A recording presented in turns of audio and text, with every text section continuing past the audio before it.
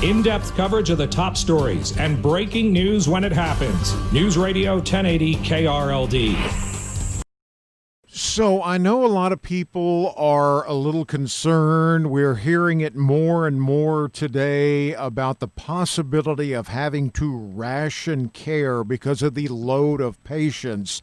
You know, we hear this from elected officials and so on, but you see what's going on firsthand. Is it a possibility, in your opinion, that it could come to that point?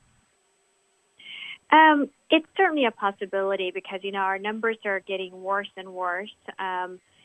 We're seeing increased numbers. And the other fear we have is, as we saw, there was a surge, in the past couple of holidays. At the end of a holiday, we typically see a little bit of a surge. We saw that at the end of Thanksgiving. And one of the fear we have is that at the end of the holiday season, with Christmas and New Year's, we're going to see increased number with yet another surge. And if that's the case, as it is, our hospitals are quite full right now with COVID patients. Our healthcare personnel, they're pretty overwhelmed right now. So if things get even worse, it is possible that we may need to ration our healthcare force, our healthcare workers, so that we can continue to provide care.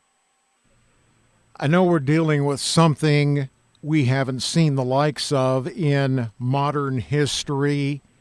Is there a contingency plan for this kind of thing that facilities have? Who makes the decision if it comes to rationing, who gets care right away or not? Well, I think this is a fear and something that I truly hope that it doesn't come to that. So I'm thinking that it won't come to that. I'm being very positive. And that decision-making, it's made at a very high level. Usually hospital administrations will make that decision. In the outpatient setting, people like myself would, like the director of the clinic or the CEO, like usually the heads. But there are committees in place. It's not a one-person decision by any means. It's usually a committee of people, like, heads of different departments that is consistent with physicians, nursing staff, administration, management. So there are a lot of people involved in such decision making. As far as contingency plans go, as you've mentioned, we haven't seen the likes of this in modern history. But yes, usually there are contingency plans in place for emergencies, like not anything to this degree.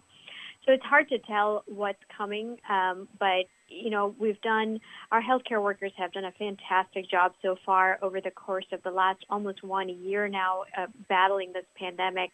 That's why my urge is going to go again to the population, to our listeners, to everybody, to continue to take the measures, the precautions.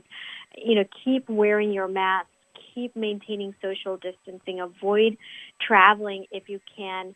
Those measures will help our frontline workers, our hospital beds tremendously, and people in return, by minimizing the numbers to not overwhelm the healthcare system at this time. I'm also curious to know your expert opinion now that the vaccine has been given for the past couple of weeks and more of our first responders and healthcare professionals are getting the shot. Are you encouraged by that process? Oh, yes, absolutely. The vaccine, I'm so glad and grateful that the vaccine has come out in the time frame that it has. Like our scientists, the world came together, the leaders came together to create this vaccine and get it out as quickly as they could. So I'm grateful to everybody for that. And as far as the distribution goes, it's going well so far. I'm getting very positive feedback. I myself received the vaccine. I was one of the first group of people to receive the vaccine in the state of Texas and in my hospital. And it went very well. It was very smooth. There's a lot of anxiety out there regarding the vaccine in the general population. And I want to ease people's minds regarding this vaccine because it really was not bad. As I said, I took it myself, and the pain and the discomfort I felt was honestly less than the flu vaccine. I did not have any reactions to the vaccine. I was good the next day, like without any pain. And they're doing a very good job of monitoring for symptoms at the end of the day.